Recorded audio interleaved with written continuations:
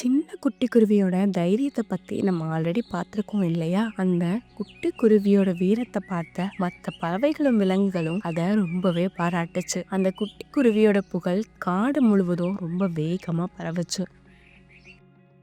ஒரு நாள் அந்த காட்டுக்கே ராஜாவான சிங்கம் குட்டி குருவிய தன்னோட குகைக்கு வர சொல்லுச்சு. சிங்கம், குட்டி குருவியே, உன் துணிச்சலையும் தைரியத்தையும் மெச்சுக்கிற, உனக்கு ஒரு புதிய சாகச பணி காத்திருக்குது அப்படின்னு சொல்லுச்சு. குட்டி குருவி ரொம்பவே ஆர்வமா, சொல்லுங்க ராஜா, என்ன பணி அப்படின்னு கேட்டுச்சு. சிங்கம், நம்ம காட்டுக்கு தேவையான இனிப்பு பழங்கள் எல்லாம் ஒரு மாய மரத்துலதான் காய்க்கும். அந்த மரம் ஆபத்தான அசுரர்கள் வசிக்கிற மலைக்கு பின்னாடி இருக்கு அப்படின்னு சொல்லுச்சு. ஒரு மாசத்துல அந்த பழங்கள் கிடைக்கல அப்படின்னா நம்ம காட்டுல உள்ள விலங்குகள் எல்லாமே பட்டினி கிடக்கணும். நீ சென்று அந்த பழங்களை எடுத்துட்டு வரணும் அப்படின்னு சொல்லுச்சு. குட்டி குருவி ஒரு கணம் யோசிச்சது. அசுரர்கள் வாழும் இடமா? அது ஒரு பெரிய சவாலாச்சு. ஆனா தன்னோட மக்கள் பசியால வாடுறத நினைச்சு தன்னோட மனசை திடப்படுத்திக்கிச்சு. நான் நிச்சயம் அந்த பழங்களை கொண்டு வருவேன் ராஜா அப்படின்னு தைரியமா சொல்லுச்சு.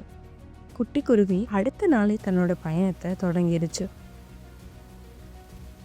முதல்ல அது ஒரு பெரிய நதியை கடக்க வேண்டி இருந்தது. அந்த நதியில ஆபத்தான முதலைகள் எல்லாமே இருந்துச்சு. குட்டி குருவி உயர உயர பறந்து முதலைகள் பிடியில சிக்காம நதியை கடந்துச்சு.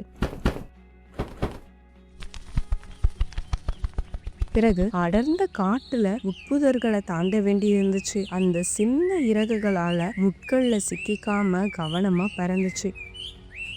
கடைசியா அசுரர்கள் வசிக்கிற மலையும் அடைஞ்சிருச்சு. அந்த மலையோட உச்சியில இருந்து பயங்கரமான இடி சத்தங்கள் வந்துட்டு இருந்துச்சு. அசுரர்கள் பெரிய உருவத்தோட கூரிய பற்களோட இருந்தாங்க. குட்டி குருவி பயப்படாம ஒரு பாறையோட மறைவுல நின்று அசுரர்களோட நடமாட்டத்தை கவனிச்சுக்கிட்டு இருந்துச்சு.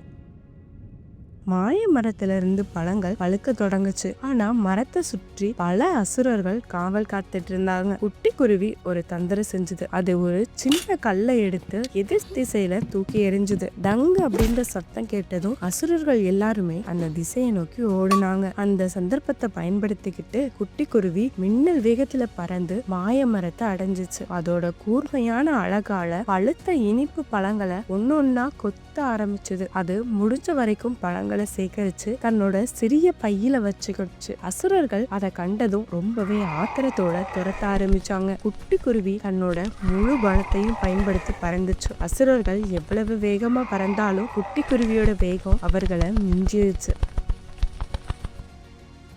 காட்டை அடைஞ்சதும் குட்டி குருவி நேரா சிங்கராஜாவோட குகைக்கு போச்சு. ராஜா, நான் மாய மர பழங்களை கொண்டு வந்துட்டேன் அப்படின்னு பெருமையா சொல்லுச்சு. சிங்கராஜா குட்டி குருவியோட வீரத்தையும் புத்திசாலித்தனத்தையும் பார்த்து ரொம்பவே ஆச்சரியப்பட்டாரு. காட்டுல உள்ள எல்லா விலங்குகளும் குட்டி குருவிய சூழ்ந்து கொண்டு ரொம்பவே சந்தோஷமா உற்சாகமா இருந்தாங்க. குட்டி குருவி அன்னையில இருந்து காட்டோட ஹீரோவாவே ஆயிருச்சு. பாத்தீங்களா குட்டி, எப்பவுமே பயப்படாம தைரியமா துணிச்சலாவும் புத்திசாலித்தன எந்த விஷயத்த செஞ்சாலும் கண்டிப்பா வெற்றி கிடைக்கும். சரியா?